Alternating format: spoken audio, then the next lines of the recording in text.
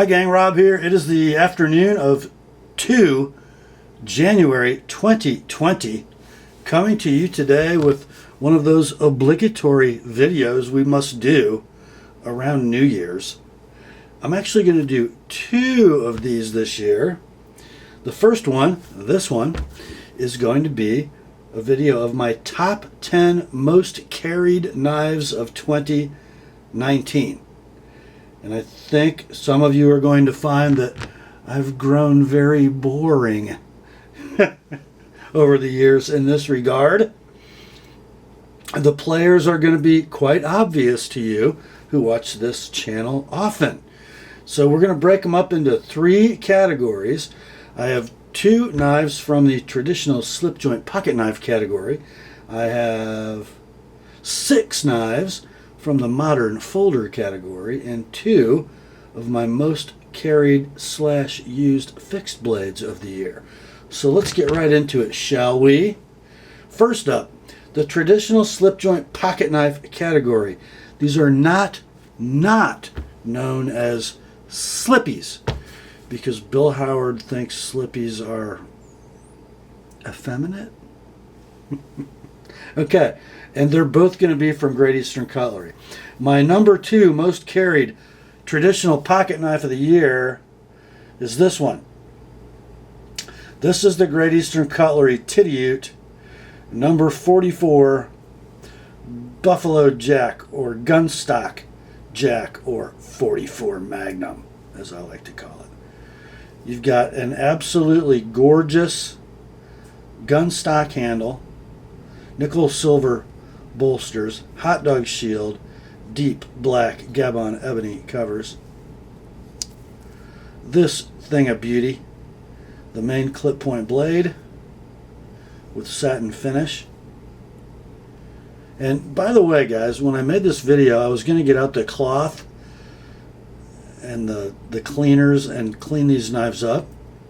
Didn't do it. I pulled them right out of the safe as they are, so you get an idea how I take care of my knives. Of course, it's got my edge on it, and I don't know, it's pretty good still. I use this knife a lot. The secondary blade is a big, long, usable pen blade with the triple P etch for Patty's potato peelers. Good, strong walk and talk on both blades. Love this knife. Love it. That's number 2. But my number 1 most carried knife of the year for 2019 goes without saying. This is my Macassar ebony covered shieldless parts knife from Great Eastern Cutlery. This is, what is it, a 2015 knife? Let's see. 2014 knife. This was a parts knife, and I think I bought this at the 2017 Rendezvous. A man's pull, 8.5 probably. Another stunning clip point blade and satin finish. And another big, long, usable pen blade. This, as a user, is my favorite GEC of all time. The number 78 American Jack from Great Eastern Cutlery, number 1 slip joint for 2019 in my pocket. Okay, next up we're going to move to the fixed blade category, and this is not an often carried knife. In fact, it's never carried except from my office to the kitchen. It is, of course, from Bark River Knives. It comes in this large pancake style sheath, dual carry option. Now this had the weatherproof treatment from whatever retailer sold it first, probably DLT. This is an interesting story. This knife was in my consignment sale twice from 2 different owners. And it was a very expensive knife. The first guy who consigned it sent it poorly packaged, and a big chunk got taken out of one of the corners of the butt end of the handle. It didn't sell. It went back to him. Or wait, no. It either didn't sell and went back to him and he fixed it, or the guy who bought it fixed it. I can't remember. But then it came up for a consignment again, and it didn't sell and didn't sell and didn't sell, and I ended up buying it because I love this knife. This is my kitchen carving knife, and here it is. It is a Kalahari 2, and it's an A2 steel, and it was the first production run knife. And this is how I put it away after carving the Christmas ham. You got a little patina going on in the A2. This smudge is from the protectant inside the sheath. And let's see, last time I sharpened it, I don't know, maybe a year ago. So it's done a couple roasts, a couple turkeys, and a couple hams. I just love the blade profile. That sort of vaguely Canadian rise near the tip. It just gives you great slicing ability. It's durable. Now the knock on the Kalahari 2, this one of course in beautiful desert ironwood with mosaic pins and red liners. The knock on this knife is that the handle's a little thin, especially at the pinch point. I actually don't mind it a bit. There is a new version of this knife probably coming out in 2020 with an Aurora style handle that's going to be a little beefier, so watch for that. But I love this knife. It's got, I don't know, what is it, a 7-inch blade? Something like that. Let's see here. About pretty good guess, 6 7/8-ish. Big generous handle. Love this knife. This is it's my large game disassembler and my big meat knife in the kitchen, the Kalahari 2 from Bark River. But my most carried fixed blade of the year, I bet you know what this is. If you've been watching, you know what this is. I built this knife. When did I build this? I guess I built it in June before the grind-in on Friday. And it's a Bark River. It's actually, it's a Bark River, but it's kind of a lot of Bixby as well. This is my beloved Bark River ultralight Bushcrafter full height convex with a beefy polished black G10 handle and blue liners in L-Max. Yeah, buddy. So I love it because of its thin stock. What is it, 90 thousandths-ish? And I love it because it's got a very skinny full height convex grind. And I love it because it is a super slicey son of a gun. Love it. And Bark River's L-Max absolutely rocks. This has been on my side more than any other fixed blade this year. That is the ultralight Bushcrafter from Bark River, mostly finished by me. Notice I escaped the etch. Don't tell anybody. Okay, now we're getting to the modern folder section of the most carried knives of 2019. And the first one, I don't think I've ever put in this video before because it just goes without saying. But this year I'm going to give it the spotlight. This is my original Triad Lock Cold Steel Recon 1. Not the first Recon 1, but the first generation of Triad Lock Recon 1s. You get that super textured G10. You can see I have polished the G10 under the clip, did that years ago. And then I did my paint removal treatment. This is an AUS 8 Recon 1. So the clip has had the paint removed to that nice stone wash, as has the clip point blade. Now I don't carry this in my pocket. This knife is in my EDC pack everywhere I go.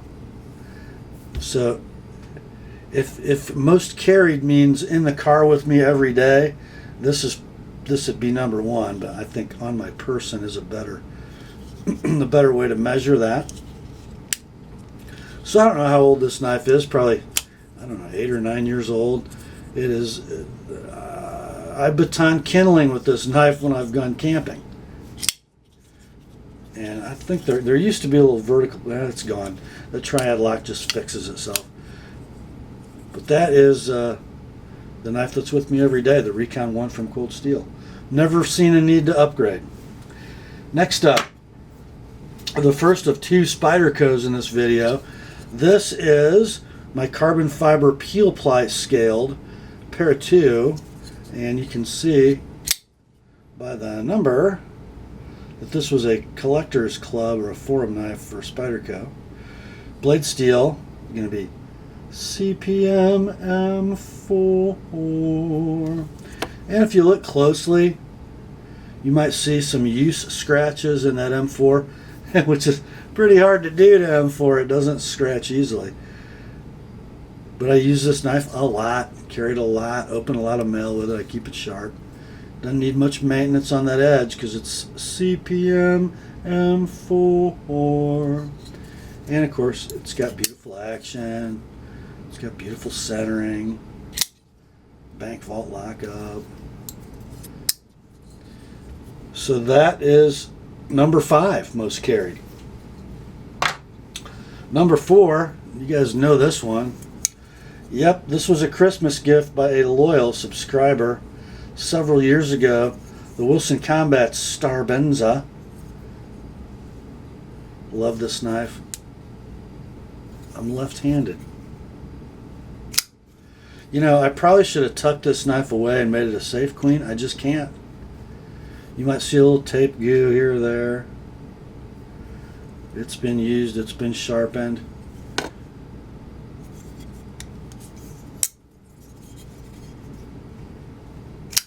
Of course, it's had my spine tune. Just love it. Love the Sebenza 21, and this is my favorite aesthetically of all the Sebenzas that I own and have owned. The Wilson Combat Starbenza number 5. Or number 4, excuse me. Number 3 most carried folder of 2019. Yep, you got it. This is the Benchmade Bugout. It originally came with the green FRN handle. It's got that chromium nitride gray blade, the yellow anodized aluminum standoffs and thumb studs, and of course it's wearing the gorgeous OD green hard anodized aluminum scales from Applied Weapons Technologies. I love them. I like them better than the rock scale titanium that I carried it with most of the year. And guys, this has been in the pocket a lot over the last 2 months, and there's nothing happening on that hard anodized finish from AWT. Love this knife. Well, I think when I did the video on this scale set, a guy commented that the Bugout is the most overrated knife in the world. Clearly he doesn't own one and hasn't carried one. It's light, just barely over 2 ounces with the aluminum scales, 1.7 ounces without. Yeah, it's not a hard use folder. What it is a superb EDC knife, and I think the sales volume of this knife bears that out. Love the Bugout. It's thin, it's slicey, it's light, it works, it's great in hand. That's number 3. Number 2 will surprise you. I did a review on this platform. I don't think on this exact knife. I stole this out of a consignment sale. I paid for it, but I stole it out of a consignment sale. I killed this knife when I reviewed it in many ways. Then I bought one. I bought it for the steel. Yeah, it's the pair of 3 with that much knife sticking up out of your pocket. I hate the clip location. I think they could have done away with that huge lanyard tube altogether, moved the clip to the end of the knife. But you know what? I bought it not because of that smooth black G10. Who's what do you call it? Factor or dealer exclusive was that? Was it Knife Works? That smooth G10? But this is the reason I bought it. I want to buy a knife in CPM Crew wear. And guys, I sharpened this once when I got it. I have maintained it on a strap. No stones. I've probably carried this year, I don't know, 50 days. And that's a lot of tape goo, a lot of cardboard, a lot of post office stuff. And here it still is. For those of you who haven't experienced crew wear, it's something to behold. And you know what? In hand, it's just like a pair of two. Just a little stubbier blade. I don't mind it sticking up out of my pocket. There's only one thing in that pocket. Well, two. In the bottom of my pocket rides my slip joint pocket knife, and sticking up out of the pocket is this. And look at that action. So, you know, my first impressions video kind of panned the knife because of the clip location. But as a user, it's hard to beat. It's really, really hard to beat. And the crew wear is awesome. That's number 2.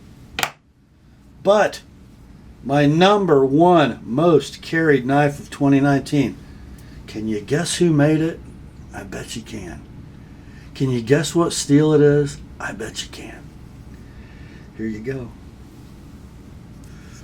From Benchmade, it is the Super Freak. The Super Freak. With that randomly milled black and gray G10 handle, the red liners, the red anodized aluminum standoffs, the Parkerized split arrow clip,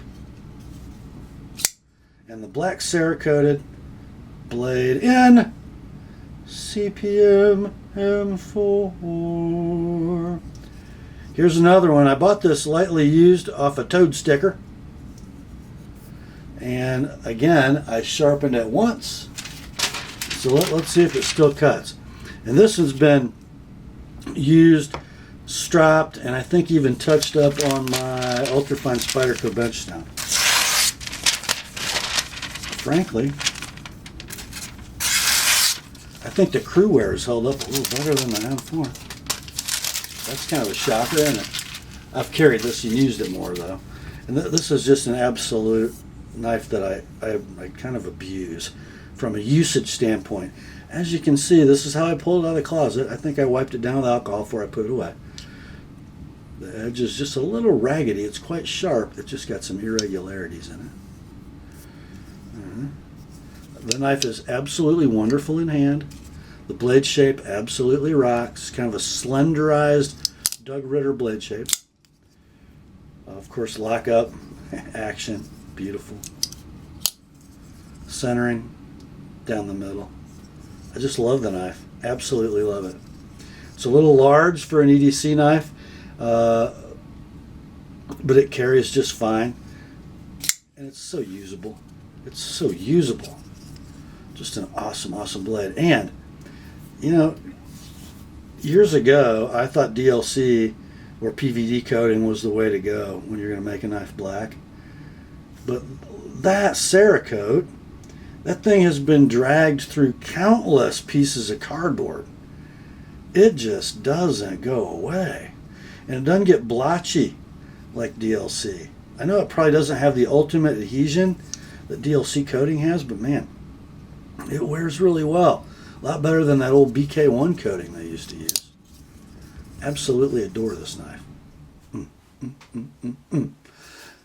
So, that is my list of top 10 most carried knives of 2019. I'm going to do another one probably tomorrow, and that video will be my favorite knives of 2019. There'll be knives that are new to me during the 2019 year, or very close to. They might not be my most carried because some of them are kind of safe queens, but they're my favorite knives of 2019. These are my workhorses for the year. That's all for this one. Grace to you and peace, my friends, from God our Father and the Lord Jesus Christ. And remember, the word is sharp.